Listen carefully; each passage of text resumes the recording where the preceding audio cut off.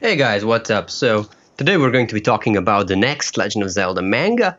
This time it's the Phantom Hourglass. As you can see, the cover is very visually appealing, it looks very good. We have this little fun illustration here.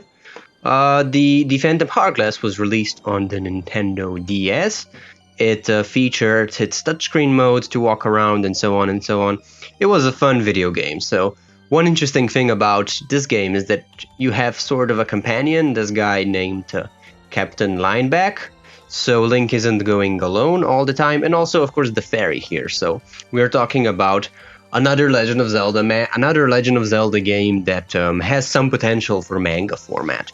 We even get an interesting personal author's comment. The Phantom Hourglass is the 10th Zelda graphic novel. And the exclamation mark, thank you for picking it up. Exclamation mark, like in English, if you put an exclamation mark, it's like you're shouting, but in Japanese, it's okay, okay this, no problem. As you read, keep an eye on poor Captain Lineback. I think it's great to see friendship between people of different generations. It's pretty interesting that this is what the authors thought of the whole debacle with the old captain. Now another cool thing, well, sort of cool thing, in the Phantom Hourglass we don't have our typical Princess Zelda, but instead we get this pirate girl, Tetra.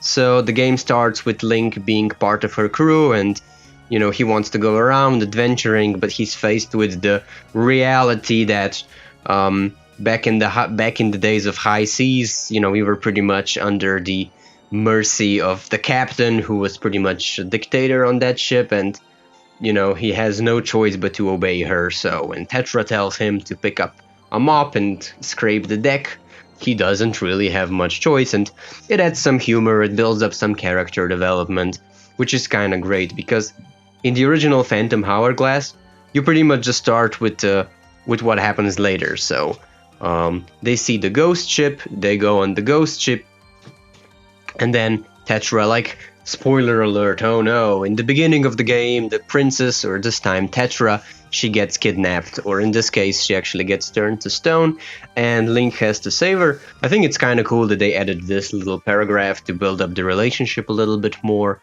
I mean, it's sort of supposed to be the sequel to the other game, what was it called, on the GameCube? It was Wind Waker, right, where Tetra was actually a lot more of a character. Tetra is pretty cool as the Legend of Zelda character because she's actually there, especially in Wind Waker for a lot of time. Now here, unfortunately, not so much, but it is something. So he gets washed ashore on this island, and he finds this fairy who's going to be his comeback, and we have this old man who, you know, he gives us some setup, he tells us about the story a little bit, what's going on, you know, basically sort of a game mechanic, I suppose. Basically what happens is that, you know, Link is going around, he doesn't know what to do, and he happens to, you know, he hears about this Captain Lineback who could help him, so he goes to this dungeon here, and then he finds our Captain Lineback being Lineback stuck behind spikes. Like, I really love this part. Like, this is so awesome. You know, in Legend of Zelda, there's always this little tiny spikes that for some reason you can't go over them, even though they're very small. Like, you could easily walk over them or even in between them. Oh Jesus, I'm sorry for knocking the camera. And I really love it that you know, this is one of those little details that the authors brought on into the manga, and it really shows great love and attention for the original video game. And I just love it that they sort of included him. Like, look, he can't go over these spikes, and you know, it's pretty obvious that you could just walk over them or in between them, but he can't because it's a game mechanic. Lineback pretty much manages to persuade Link to do basically his work, so they have an interesting relationship. They sort of both need each other. Link really needs to work with Lineback because Lineback has this ship, so it's the same ship as from the video game. It even has the same blocky view. Now, of course, in the game it was blocky because the graphics of the DS are extremely limited, and they implemented them very well. I like it that you know, they did it pretty much the same. So yeah, it's an interesting They have an interesting relationship between them because Lineback really needs Link to go to the dungeons instead of him because he's a coward and he can't do them. But Link, on the other side, also needs Lineback because Lineback has the ship. So Link, poor guy, already again has to do scrubbing and cleaning, washing underwear. Like, at least when he was with Tetra, he didn't have to clean her underwear, so, you know. Or at least we don't know about that. So he's got it even worse now. I wouldn't go too much into the story. I don't think there's much point. Basically, the story is pretty much the same as in the game. Link even goes to the dungeons, so dungeons are also represented. I mean, even goes. Yeah, because, you know, we remember in some of the previous ones he didn't. So these dungeons are now represented here. Some game mechanics like the Sand of Time that drains Link's life is presented here, and we have this, like, also like some smaller stuff, like the encounter with this fortune teller, which is also present here. I don't think there's like that much to do. I mean, the highlight of this manga is definitely the relationship between Link and Lineback. That's probably what's going on for most of the time, and the dynamic between them. It's also nice to see some little things, like a lot of times in the game Link is chased by bees and you can't fight back, and this is also present here. So Link is being chased by bees.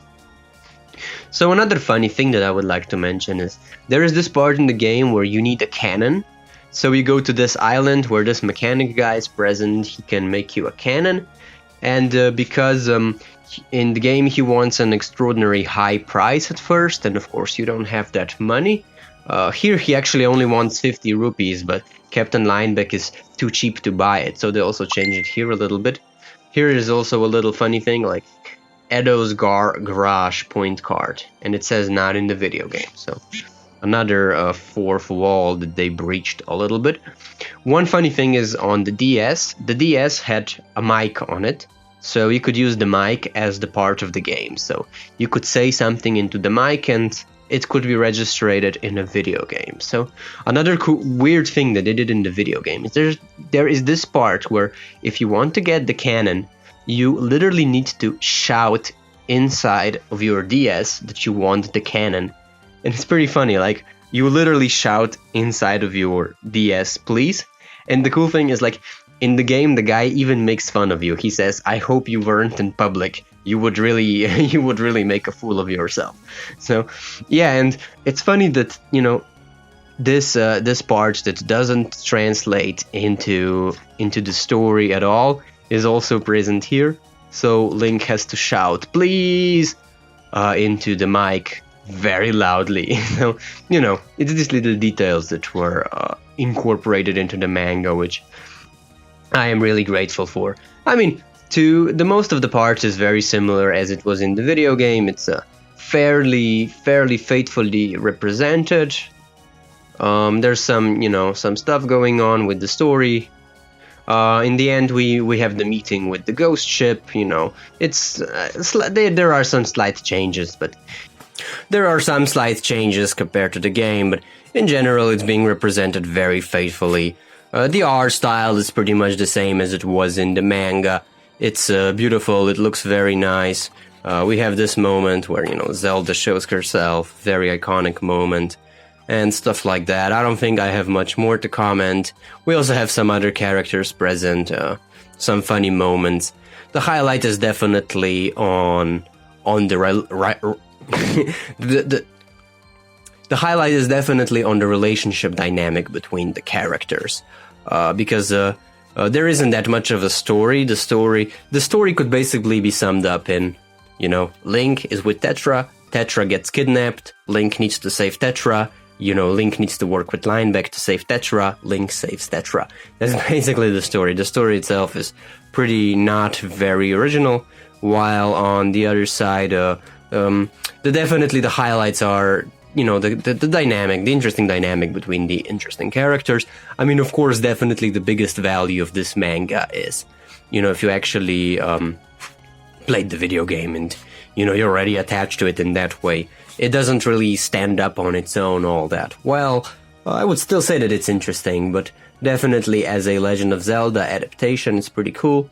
We also get some information in the end. The Legend of Zelda Phantom Hourglass was released in 2007 for the Nintendo DS.